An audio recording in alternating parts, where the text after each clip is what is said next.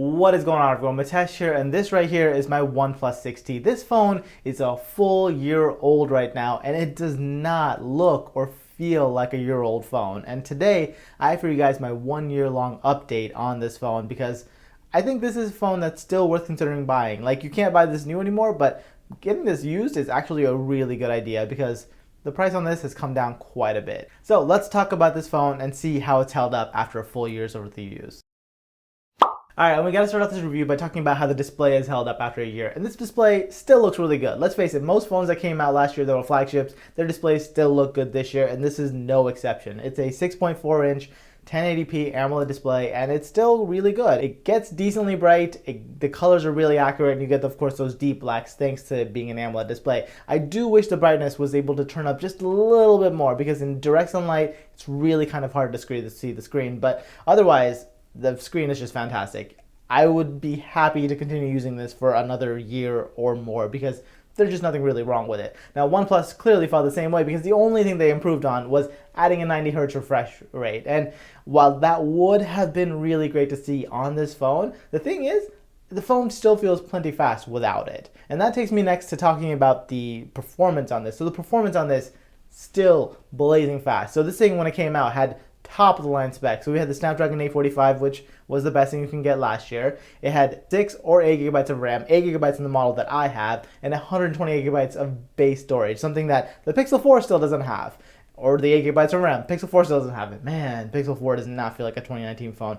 This feels like a 2019 phone, aside from the Snapdragon 845. Seriously, this phone just flies through everything I throw at it. If I try really, really intense gaming, it's totally fine. If I try video editing, completely fine. If it is really great for all of those things, even in 2019, a year later, this phone does not feel like it's slowed down even a little bit. And that's also thanks to OnePlus's software customizations because they're really aiming to make the phone as lightweight as possible, their OS lightweight as possible, and just blaze through everything. And that 8 gigabytes of RAM is perfect for multitasking. You can have giant apps open right next to each other and it works just fine. Now, one little problem with multitasking, however, is once again due to Oxygen OS's software optimization. So they try to optimize for the battery, so they try to kill off pretty aggressively the apps that have been in the background for a while, so apps that you haven't touched. So sometimes you will have to reload an app even though you have 8 gigabytes of RAM and it should be able to keep it in memory.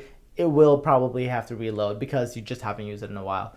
OnePlus is working on this. The community has spoken about it. OnePlus has said that they're going to work on it and they're going to stop killing apps in the background quite so aggressively. So that's really nice. And that really takes us next to OnePlus's software because OnePlus's software is another thing that makes this phone so great because OnePlus's software, Oxygen OS, is just the most lightweight version of Android that's out there. It's lighter weight than Pixel software, which takes stock Android and then adds a bunch of features on top. This phone takes basically stock Android and adds like maybe 1 or 2 features. Like you get this slide out drawer on the home screen and then that's about it. You had theming, but theming is built into Android 10 now, which, by the way, this phone has Android 10, and that's another reason I like Oxygen OS and the fact that it's really lightweight is the fact that it's much easier to upgrade when you have something that's really close to stock Android. And yeah, this phone, unlike a lot of other phones that came out in 2019, already has Android 10, or at least if you have the international version and you're willing to upgrade because apparently the rollout has stopped for Android 10. I have a T-Mobile version. It's really easy to convert into an international version. I'll have a link in the description where you guys can do it for yourself if you want. Or if you want a video about it, let me know down in the comments below. I'm happy to make a video on showing you guys how to convert the international version or convert the T-Mobile version to an international version. Happy to do it.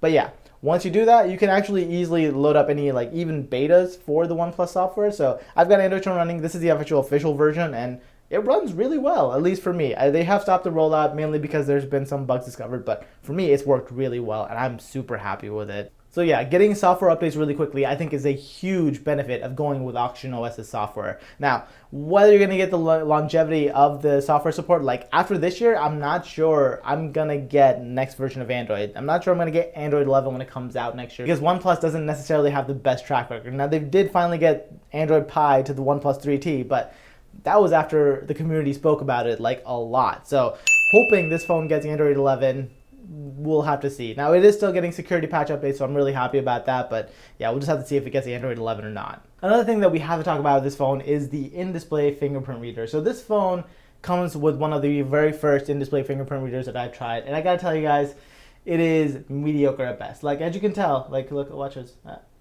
It just takes a little bit longer than I wanted to use the fingerprint reader. It's just not as fast, and the little target area is just a little too small. They have really improved this on the newer OnePlus 7 and 7T. They've made the area much larger and just really corrected for how people put their fingers on here. Like, this works relatively well. Like, check this out. Like, it works. I can get in almost 99% of the time. I can get into the phone, but there's some other times where it's, okay, I've got this thumb registered as well. This one just takes a little bit longer. Like, I've had times where this one just will not unlock it, and I'm not sure why it is, because I registered them both the same way. So fingerprint reader in here is just okay. It's not great. It is a real point of contention for me, because I really would have loved to have just a fingerprint reader on the back that works just as well. But OnePlus decided to do this, and I mean, they need to iterate over it. Obviously, the OnePlus 7, they figured it out, but here, I mean, it's not going to annoy you. Like, it's not going to annoy you too much, but you're going to notice that it just takes a little bit longer to get inside your phone if you've had a real phone with a good fingerprint reader or a face unlock or something like that. Which, by the way, this has face unlock. I'm not sure I can recommend using it because it's not the most secure, but don't get me wrong, I've used it. It works really well. All right, next up, let's talk about the battery life. So how has the battery held up after a year of use? And so this phone has a 3700 milliamp hour battery. And I gotta tell you guys, it's held up really well, especially thanks to that 1080p display, because other phones have like a really high resolution displays that really eat up battery life. This one, 1080p, it just sips on battery and it's fantastic. Like, this phone will last you an entire day.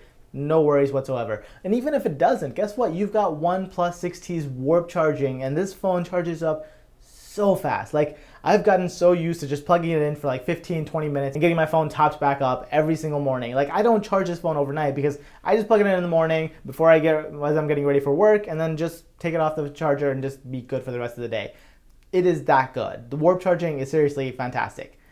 However, I really wish that along with warp charging, OnePlus supported USB-C PD. I don't know why they don't. I have a lot of chargers around my house that support USB-C PD, and it won't charge as fast as like with a warp charger, but I would love to be able to charge as fast using like my laptop cable, for example. My laptop has a 65 watt charger, and this phone cannot fast charge off of that. My laptop can charge off of that, and this phone is just like, yeah, okay, I mean, it's a charger, I'll charge, but I'm gonna charge slowly.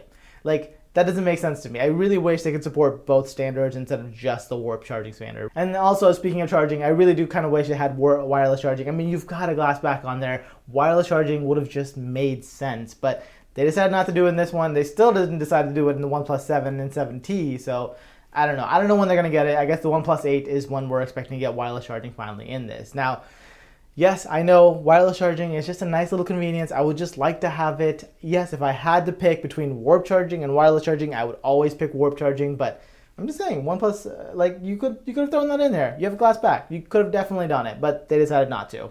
And finally, let's talk about the cameras on here. The cameras on here are a mistake. The cameras on here, there are two cameras on here. So hey, it looks like it could be a phone in 2019, but the second camera on here is the exact same focal length as the first one. So even though in the software it'll tell you that you can do a telephoto thing, it's not a real telephoto lens. It is the exact same lens, and then they're just approximating a zoom out of it. And to me, that just doesn't make any sense. Why did they not just put a real zoom lens in here, or an ultra wide, or something else? Just does not make sense. They're giving you two lenses, but they're just making them the exact same. And I really think that OnePlus should have spent that money on doing R&D instead, on making the post-processing better, because the pictures you get from here, don't get me wrong, they're good. They're good. They're gonna make you happy, especially in good lighting. You're gonna get some really nice pictures out of here that you can post to social media without ever worrying about it. You're not gonna put them out because they're just not that great. The dynamic range on them is really lacking. I find the dynamic range to just not be that good. And I also find sometimes to have a little bit of exposure problem, especially if you're taking pictures with anything with like a super saturated red. This phone just tends to blow it out, and I really don't like how it looks. But overall, still, cameras take really good pictures. I really wish they would have just put one on here and just worked on computational photography instead, but they didn't.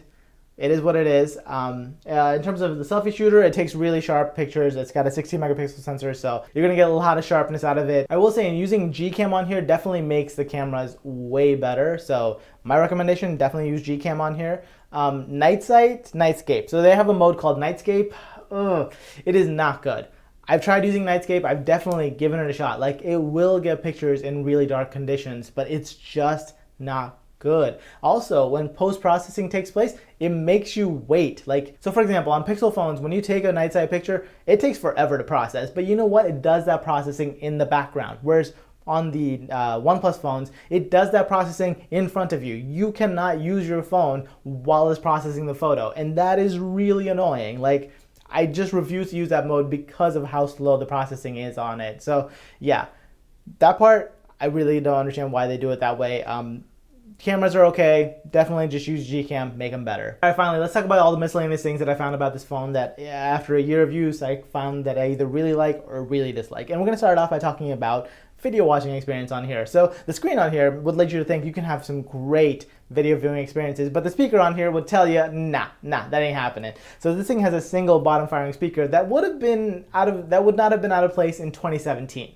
In 2018, every single phone had dual speakers. In 2019, every single phone has better dual speakers, so this phone really feels dated for that one reason alone. Now, it doesn't have a headphone jack, so it definitely feels 2019 there, but I really wish I had a headphone jack. I don't know why they decided to remove a headphone jack with this, because they don't have a good alternative. The USB-C dongle sucks. Having a headphone jack, especially for a creator like myself, where I can plug in a good microphone to it, I would be able to use this for video taking all the time, but right now, I just don't feel comfortable doing it. Instead, I have to use that stupid dongle all the time, and I'm telling you, it's so easy to lose. Like, it's not so easy to lose because I always just leave it in one place, but it's really hard to find when you need it. Like, when I'm out and I just need to plug in to listen to something, can't do it because I'm not going to carry that cable around with me all the time.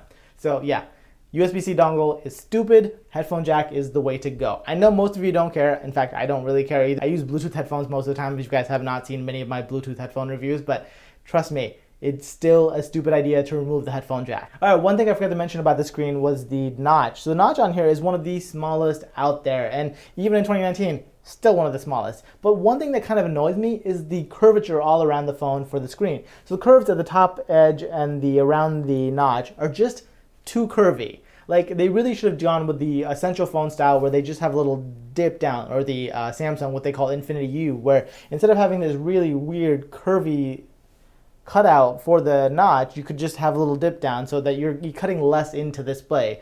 Also, one thing that's really kind of annoying with this phone is just that the curves don't match. Like, the curves at the top corners of the screen don't match the curves in the bottom, and I just don't understand why. Why wouldn't they just make them all the same? But it's a small, very small nitpick that if you have OCD, you're gonna notice it, but otherwise it's fine. Otherwise it's totally fine.